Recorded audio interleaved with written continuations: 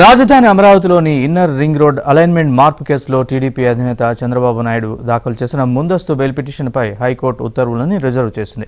CID తరపున దాఖలు చేసిన లిఖితపూర్వక వాదనల్లో నారా లోకేష్ అధికారుల్ని బెదిరించే విధంగా మాట్లాడుతున్నారంటూ సిఐడి న్యాయవాదులు పేర్కొనడంపై చంద్రబాబు తరపు న్యాయవాదులు అభ్యంతరం వ్యక్తం చేశారు.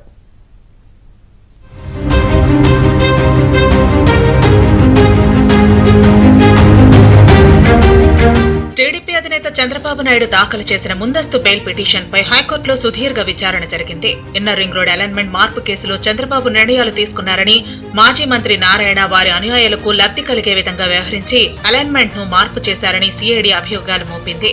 ఈ కేసులో చంద్రబాబును అరెస్టు చేయాలంటూ సిఐడి విజయవాడ ఏసీబీ కోర్టులో పీటీ వారెంట్ దాఖలు చేసింది. ఈ పీటీ వారెంట్ నేపథ్యంలో చంద్రబాబు తరపు న్యాయవాదులు హైకోర్టులో ముందస్తు బెయిల్ పిటిషన్ దాఖలు చేశారు. ఈ పిటిషన్ పై హైకోర్టులో సుదీర్ఘ విచారణ జరిగింది.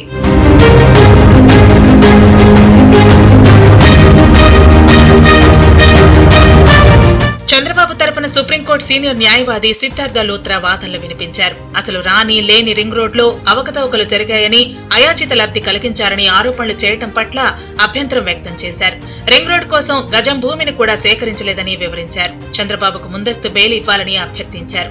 ఈ కేసులో మిగతా వారందరికీ కూడా ముందస్తు బెయిల్ ఇచ్చారని కోర్టు దృష్టికి తెచ్చారు. ప్రభుత్వం తరపున అడ్వకేట్ జనరల్ వాదనలు వినిపిస్తూ చంద్రబాబు, నారాయణ ఇరువురు కూడా ఐఆర్ఆర్ అలైన్మెంట్ మార్పు చేసి కొన్ని సంస్థల భూములకు దగ్గరగా జరిపారని అభియోగం మోపారు. తమ వద్ద ఆధారాలు ఉండటంతోనే కేసు నమోదు చేశామని పేర్కొన్నారు.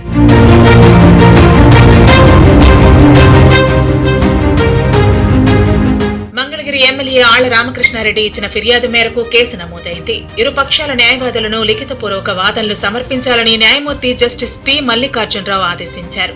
శుక్రవారం చంద్రబాబు తరపు న్యాయవాదులు లిఖితపూర్వక వాదనలు సమర్పించగా, సిఐడి తరపున న్యాయవాదులు మధ్యాహ్నం 2:30 గంటలకు వాదనలు సమర్పిస్తూ నారా లోకేష్ అధికారులను బెదిరిస్తున్నారని, అందువల్ల చంద్రబాబుకు బెయిల్ ఇవ్వద్దని మెమో దాఖలు చేశారు. ఈ మెమోపై చంద్రబాబు తరపు న్యాయవాదులు తీవ్ర అభ్యంతరం వ్యక్తం చేశారు. కేసుతో సంబంధం లేని విషయాలను ప్రస్తావించడం ఏంటని ప్రశ్నించారు. అభ్యంతరాలను లిఖితపూర్వకంగా సమర్పించాలని న్యాయమూర్తి కేసు విచారణను శనివారం ఉదయానికి వాయిదా వేశారు.